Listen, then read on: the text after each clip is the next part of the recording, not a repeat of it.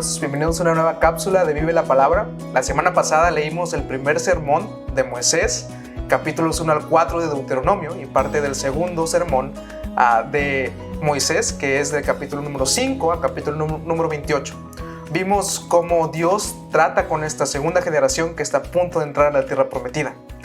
El segundo sermón de Moisés que dirige esta segunda generación habla sobre los términos del pacto que Dios había hecho con este pueblo. Leímos la semana pasada cómo Moisés le recordó a esta segunda generación las leyes, estatutos y mandamientos que él le había dado a su pueblo para que aprendieran de ellos y los guardaran y los pusieran por obra. Vimos eso en 5.1. Leímos también que el pueblo de Israel tenía el deseo de hacer lo que Dios les había dicho, de guardar sus estatutos. Leímos eso en 5.29. Dios buscaba que este pueblo demostrara su amor a Él al guardar y al seguir sus mandamientos con obediencia. Leímos también la semana pasada la advertencia que Dios le hace al pueblo de guardarse de la idolatría, ya que ellos son el pueblo santo de Dios que Él ha escogido para dar a conocer su grande nombre sobre las naciones. Y esta semana seguiremos leyendo este segundo sermón que Dios presenta esta segunda generación por boca del profeta Moisés. Esta semana estaremos leyendo otra parte del segundo sermón y vamos en capítulo número 8. En este capítulo Dios le manda al pueblo a obedecer sus mandamientos y les recuerda su peregrinaje por el desierto. Vemos aquí que Dios les dice por qué los llevó por el desierto. ¿Y por qué Dios los llevó por el desierto? Bueno, porque Dios quería mostrarles su bondad y cuidado. Porque Dios quería enseñarle a este pueblo verdades espirituales que ellos tenían que aprender. Porque Dios quería producir fe en ellos. También notamos que Dios los llevó por el desierto porque Él quería conocerlos para que ellos apreciaran mejor su bondad. Vamos a ver también en este capítulo número 8 cómo Dios advierte a este pueblo de que no se olviden de Él. De que no se olviden de Él en medio de la prosperidad de la cual ahora gozan por su bondad. Dios es bueno y ahora el pueblo de Israel está gozando de las bendiciones de Dios. Pero el peligro ante la bendición es que el pueblo se olvide de Dios y Dios les advierte a que no se olviden de Él. En el capítulo número 9 vamos a leer en esta semana cómo Dios es justo. Y vamos a ver eso, vamos a ver al Dios justo que le dice por qué van a poseer la tierra. Dios les dice por qué van a poseer la tierra a este pueblo. Dios les dice que los cananeos van a ser exterminados de la tierra por su pecado. E Israel va a poseer la tierra prometida porque Dios es fiel a su pacto. Dios le advierte a los israelitas en este capítulo número 9 que tengan cuidado porque su corazón es igual de pecaminoso que el corazón de los cananeos. Y así como los cananeos fueron castigados por su pecado, si Israel no se cuida de su corazón idólatra y pecaminoso, van a recibir el castigo de Dios a causa de su pecado. En el capítulo número 10 vamos a ver cómo Dios se muestra como un Dios misericordioso, que muestra su amor a un Israel que es un pueblo rebelde. Dios tuvo misericordia con Israel ante su rebelión. Ante tal acto de Dios, su pueblo debería rendirse en devoción total a Él. Eso es lo que vemos en el capítulo número 10. Al leer el capítulo número 11, hermano, espero que veamos al Dios grande y santo que busca bendecir a su pueblo. El pueblo de Israel, al ver al maravilloso Dios que tienen, deberían responder amándolo y deseando guardar su palabra. En el capítulo número 11 estaremos viendo cómo Dios se muestra como un Dios que no comparte su adoración con nadie. Los israelitas, por mandato de Dios, debían destruir los lugares paganos de adoración de los cananeos, porque el pueblo debía entender que su adoración debería ser de forma exclusiva al único Dios verdadero que iba a morar en medio de ellos en ese tabernáculo. En el capítulo número 13 vamos a ver cómo Dios se muestra como un Dios protector, que advierte a su pueblo de guardarse de la idolatría y de los falsos profetas. En los capítulos 14 al 18 vamos a ver cómo Dios busca la santidad de su pueblo. Dios les da leyes a Israel para que ellos vivan de forma distinta a los demás pueblos y de esta forma reflejen la santidad de Dios. Pero ¿qué podemos aprender de todo esto que vamos a estar leyendo en esta semana? Bueno, déjeme compartir algunas aplicaciones basadas en estas verdades bíblicas que estaremos leyendo en esta semana. Primero, Dios hace todo con un propósito. Recuerde esto, hermano. Dios hace todo con un propósito. Recuerda, Dios permitió que Israel pasara por el desierto para mostrarle su bondad y cuidado. No importa cuán dura sea la prueba que pases, Dios es bueno y cuida de ti. No lo olvides.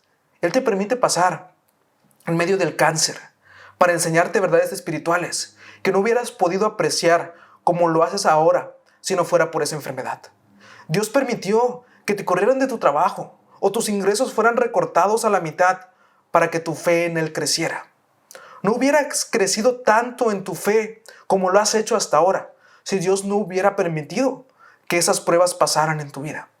Hermano, Dios permitió que esa crisis familiar llegara sin previo aviso para que tú pudieras apreciar su bondad y que entendieras que en Él tú tienes que estar satisfecho y en Él estás completo. Dios ha permitido todo eso. Ha permitido que pases por diversas circunstancias, no por azar del destino, sino porque Él tiene un propósito eterno para ti. Dios hace todo con un propósito. Y hermano, podemos descansar en eso. No olvides eso esta semana. Recuerda también que Dios, no te tienes que olvidar de Dios al gozar de sus bendiciones. Muchas veces Dios nos permite pasar por pruebas, pero también Dios permite que gocemos de sus bendiciones. Y hermano, estoy seguro que Dios ha derramado bendiciones sobre ti en este tiempo. Dios quizá en este tiempo te permitió que no te has enfermado de COVID. Quizá en este tiempo, pues, no te recortaron el sueldo de tu trabajo, sino que incluso te dieron un aumento. Quizá tienes más trabajo. Quizá tus familiares están bien y no han tenido ningún problema de salud. Esto nos parece tan normal que nos olvidamos que son las bendiciones de Dios. No olvides que todas esas bendiciones, todas esas bondades que ves en tu vida son de la mano de Dios. No olvides ser agradecido con Dios por todo lo que te da. Todas esas bendiciones que gozas son muestra de la bondad de la mano de Dios. Cuida tu corazón de creer que gozas de lo que tienes, porque te lo mereces. No merecemos nada, hermanos. Sin embargo, Dios en su bondad nos da aún más de lo que nosotros pudiéramos pedir. No te olvides de Dios en medio de tu abundancia. También recuerda esta verdad. Dios es justo. Dios es justo. Él actuó con justicia al sacar a los cananeos de la tierra prometida y entregarlos a los israelitas. Entregar esa tierra a los israelitas como lo había prometido. Hermano, al ver esto nosotros vemos el castigo de Dios ante un pueblo pagano e idólatra. Y lo que podía pasar por el pensamiento de los israelitas al ver esta acción de Dios podía ser que ellos eran mejores. Podía ser pensar que ellos eran mejores que los cananeos. Pero Dios les da una advertencia y les dice que tenían que tener cuidado. Le dice a Israel que tenían que tener cuidado porque su corazón era igual de pecaminoso que el corazón de los cananeos. Y amado hermano, recuerda esto. No te burles de los demás cuando veas que el juicio de Dios viene sobre ellos a causa de su pecado. Recuerda esto.